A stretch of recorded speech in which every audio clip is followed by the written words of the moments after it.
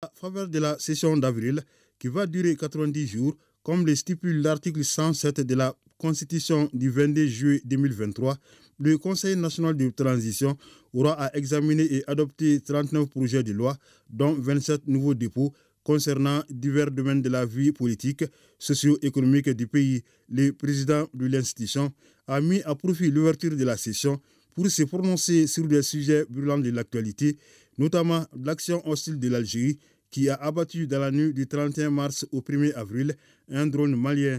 À la suite du gouvernement et du collège des chefs d'État de la Confédération des États du Sahel, il a condamné cet acte inamical d'Alger. Le Conseil national de transition condamne avec la dernière rigueur cet acte hostile et inamical du régime algérien. Par cet acte, la preuve est désormais établie que les autorités algériennes soutiennent et encouragent le terrorisme international.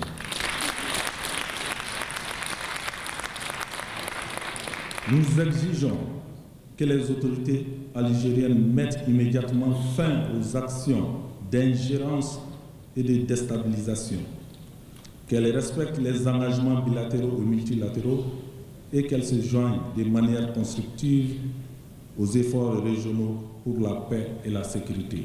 Le président du CNT salue l'instauration du fonds de soutien aux projets d'infrastructure et de développement, allusion au prélèvement sur la consommation des services commerciaux des communications téléphoniques et les opérations de retrait d'argent via les mobile monnaies, une initiative dont l'impact est visible sur la fourniture de l'électricité. Cette initiative des autorités de la transition a permis d'améliorer considérablement la fourniture de l'électricité. Tout n'est pas encore parfait, mais véritablement, il y a des problèmes notables qu'il faut encourager. À cet effet, je salue le patriotisme des Maliennes et des Maliens qui ont accepté avec courage et sagesse cette taxation qui seront des palliatifs pour renforcer notre économie, au-delà déclencher une croissance économique. Nous mettre debout pour résoudre nous-mêmes nos problèmes est une exigence des temps actuels. L'ère n'est plus à la charité. Nous sommes des hommes libres, dignes, fiers d'assumer notre destin. Certes, Maliki Diaw reconnaît que les membres du CNT ont consenti des sacrifices en renonçant à certains avantages, mais il leur demande d'en faire plus compte tenu des difficultés que connaît le pays. De son installation à nos jours, le Conseil national de transition a volontairement consenti à l'abandon de certains avantages. Il s'agit entre autres de l'indemnité d'installation, des cartes téléphoniques, de la réduction substantielle du budget des assurances, du maintien de l'indice salarial à 1200 au lieu de 1350, des indemnités de restitution, de la réduction du nombre et de la taille de ces missions, de la réduction de 30% de la dotation en carburant. Ces mesures ont permis de réduire les charges du Conseil national de transition dans le budget d'État. C'est dire que nous, membres du Conseil national de transition, avons pris mesure de la situation du pays dès les premières heures de la transition.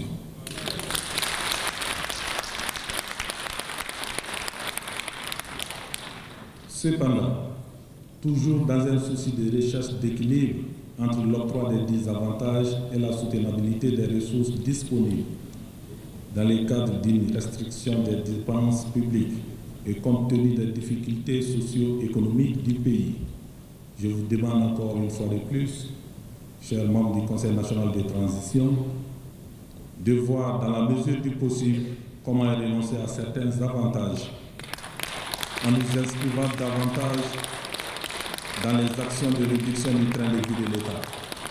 Les autorités de la transition réussiront le combat générationnel qui consiste à sécuriser et protéger le Mali, réussir les réformes politiques, institutionnelles et économiques, Conviction du général de corps d'armée Malik Diaw, paraphrasant le président de la transition. Il se dit optimiste quant au retour à l'ordre constitutionnel, mais à ceux qui réclament la tenue des élections, il fait cette mise en garde.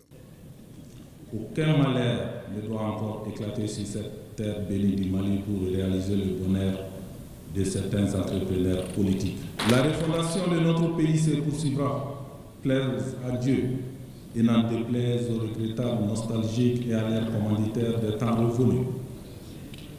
Faire prêcher la tenue des élections, vantant une alternance dont l'ultime but est le partage de l'intérêt commun. Faire de la République une tontine politique avec le patrimoine national qui devient alors l'héritage de certains aventuriers politiques. Le CNT réaffirme le soutien de son institution au Premier ministre et à son gouvernement, saluant la volonté de l'équipe gouvernementale de mieux communiquer. En décidant de l'organisation des journées de renforcement des capacités sur la communication gouvernementale, vous avez bien compris les enjeux à ce niveau. Il me semble indispensable de bien communiquer en toutes choses. C'est pourquoi nous saluons l'organisation des dites journées. Face au terrorisme médiatique, il nous faut communiquer. Communiquer avec les autres, c'est lui faire ouvrir son cœur, mettre à nu les objectifs que l'on veut atteindre.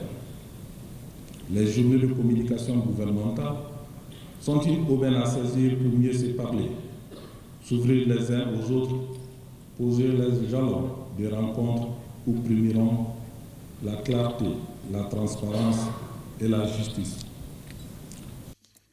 Le président du CNT se félicite de la mise en circulation du passeport AIS, de la montée du drapeau de la Confédération à côté des drapeaux des 3 pays membres, de la création annoncée de la banque d'investissement avec un capital initial de 500 milliards de francs CFA, une organisation sur laquelle il fonde beaucoup d'espoir eu égard aux ressources dont elle regorge. Il n'a pas passé sous silence les prouesses réalisées par les forces armées de la Confédération AES, estimant que celles-ci viendront à bout des terroristes.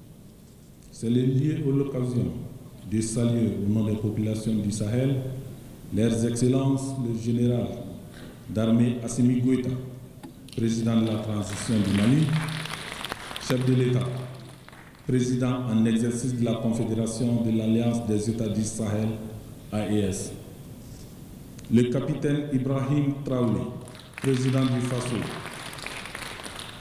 le général d'armée Abdourahmane Tchani, président du Conseil national pour la sauvegarde de la patrie, CNSP, pour toutes les initiatives dans le but de faire de la Confédération une réalité et une entité avec laquelle il faut désormais compter.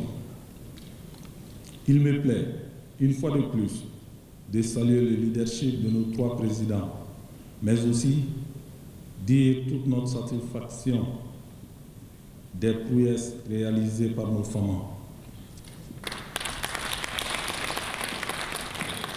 Les forces coalisées des pays du Sahel continuent de terroriser les terroristes partout, à travers le Burkina Faso, le Mali et le Niger, et cela dans le strict respect du droit international humanitaire. Le CNT salue la fermeture des sites d'orpaillage, le lancement du processus de désarmement, démobilisation et réinsertion, une volonté politique devant favoriser la paix et la réconciliation nationale. Concernant la situation des Maliens vivant en Mauritanie, il encourage la voie du dialogue. Auparavant, le président du CNT avait rappelé les activités menées pendant l'intercession, organisation d'ateliers, participation à des rencontres internationales, validation du texte sur le fonctionnement du Parlement. Une minute de silence a été observée en la mémoire des victimes civiles et militaires de la crise sécuritaire et de l'honorable Atma Gakou, membre du CNT décédé il y a quelques jours.